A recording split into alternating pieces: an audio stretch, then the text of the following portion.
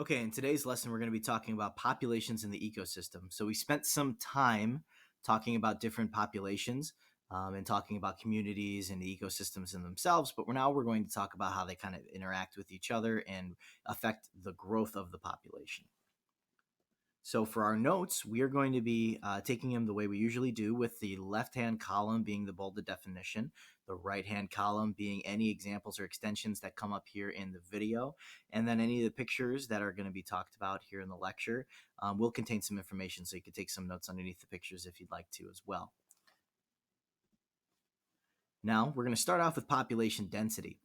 So population density is a measurement that we use to actually check the amount of population that's in a given area. So by calculating, or we can calculate population density by taking the amount of individuals that live in an area and dividing them by the size of that area. This gives me a number that I can compare to other areas. So, for example, I can take the state of Wyoming's population density and compare it to the state of Wisconsin's population density. Wisconsin has a much higher population density, more people living there in an area, and we can see what we can use that as a place to kind of explore why those population densities are different. Now, the next thing we're going to talk about is that within that density, we have a different population dispersion. So, dispersion is the way the individuals in a population are spread in the given area or the volume. There are three different types of dispersion that we talk about here in biology. The first is a clumped dispersion, which is individuals living in close groups, usually because of some type of hunting or security reason. Pack animals will hunt together, so we can kind of see them grouping together. Also, small animals that get hunted will often group together to protect themselves. Now, uniform dispersion is individuals of a specific distance away from each other, usually for some type of competition. Now, that can be because they're actively trying to hurt each other, or just because they need a certain distance from each other to grow. The examples for that could be territory. So, certain animals will have certain territories in which they hunt. And they keep a territory distance from each other, and we'll see that as kind of a uniform dispersion. Also, if you look at a garden, you can see plants are planted in a very uniform dispersion way as well. And finally, then we have a random dispersion, which is just kind of random. Organisms are placed. It doesn't really make a lot of sense exactly how they're placed. Sometimes there is a biological reason, sometimes there's not. Now, here's the pictures of what they look like. The clumped being on the left could be, say, a hunter on the left of or the right of that picture, and some prey on the left of that picture, trying to stay in a bigger group to keep away from each other. Finding Nemo, schools of fish, they school together to look larger. Uniform dispersion could be like a garden. I think of it as a garden, nice, neat rows. And then random dispersion being kind of just all over the place. Bacteria on your body tend to look more of in a random dispersion. Now, all populations grow, and there's different ways to measure the growth, but what we're really going to be looking at is what comes in and what goes out. So, the increase in the number of individuals in a given population is the population growth. Now, we can't have growth unless we have more people coming in than coming out. So, if we have more individuals coming in than coming out, that's where we go. So, here's the question: what would cause a population to grow? Two big things. We have immigration, which means the movement of individuals from one population to another. So, for example, population coming from, say, Europe over to America, that would increase the American population. And then birth rates. So, if there's a birth, that increases the population inside of the given population that it's in. We add one. So, we can have the creation of a new individual from the existing population. Now, on the flip side, we have what could cause a population to decrease in size. And those two things that we have are emigration and death. So, immigration is the movement of individuals out of a population to another population. So, if people in America were moving from America over to Europe, they would be emigrating, moving from one population to another. And then death. So, if somebody dies from, say, some kind of unfortunate accident or disease, it reduces the population. So, as long as the population is receiving more immigrants and births rather than people emigrating and deaths, then we have the population grow.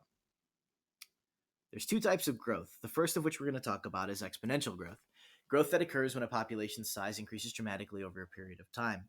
Now, there's two examples I'm going to use. The first is going to be bacteria. Bacteria will grow exponentially at the beginning, and we'll talk about it kind of tailoring off at the end in the next growth. But one of the big pieces of exponential growth that we talk about is actually rabbits in Australia. Australia didn't have rabbits before. They brought them in to do some kind of hunting of the wildlife that was there, the grass wildlife. So they basically brought in an invasive species, and that thing took off. And now there's rabbits all over Australia. Now, for logistic growth, this is where we have a slow bit of growth in the beginning, then a huge boom of growth, a large exponential growth, and then it kind of tapers off towards the end once it reaches a stable size. Most populations follow this logistic growth. Depending on their area, things can change it. But bacteria really follow this. They will grow very, very quickly until they reach a point where they can stay a certain population. Until something changes, like your immune system will start fighting off the flu, um, or your body reaches on the inside of your intestines a certain growth of E. coli that doesn't keep you sick, but also helps you digest your food. Here's a picture of the two types of growth. Now, with the exponential growth, we see population size increasing and time not really going up all that much. With logistic growth, if we continued on that graph for time, you would see it staying right around the carrying capacity the entire time because there's the small bit of growth, then a increase, and then it finally tapers out.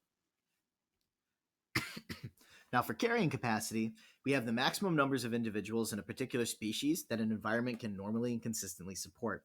So that was the dotted line in the last picture. And this can be limited based on a variety of factors. It's different for each organism and population. So for humans, our biggest carrying capacity that we currently have right now are water and food. We actually have a lot of land, but water and food is the issue. Not enough land to maybe grow food, and there's only about 20% of the water in the world is actually fresh and able to drink. So those two things limit what we have as far as how big our population can get. If we have a problem with the amount of carrying capacity that we can have because of, say, a decrease in the amount of water or food, we would have a population crash, which is a dramatic decline in the size of a population over a short period of time. It's often caused by a sudden occurrence and can cause a long lasting damage to the ecosystem. So, for the human example, say a potato famine happens, like what happened in Ireland.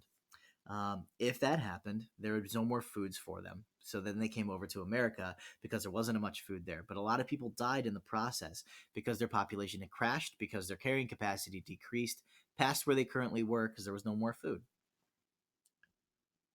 Another thing that can cause a population crash is an invasive species.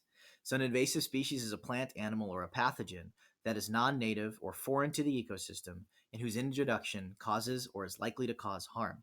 So, it's a big old definition to basically say you bring in something that doesn't have any predators and starts killing the other things around it and to grow its own population.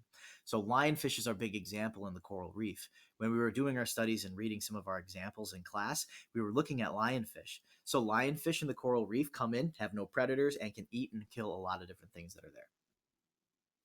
There are two things that really limit growth, and there's some of them are based on the population density, some aren't. So for our density-dependent limiting factors, there are factors that control the size of a population that is affected by the number of individuals in a given area. These are mostly biotic factors, and that's a good way of remembering it.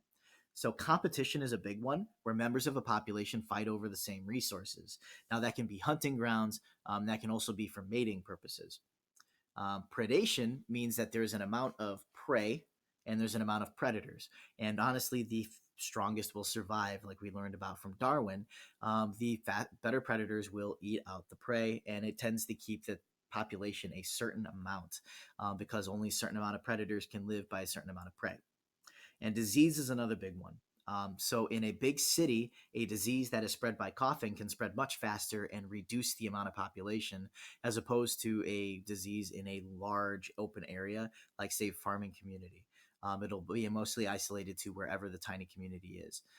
So, because of disease is so dependent on how many people are by each other, we consider it a density dependent factor.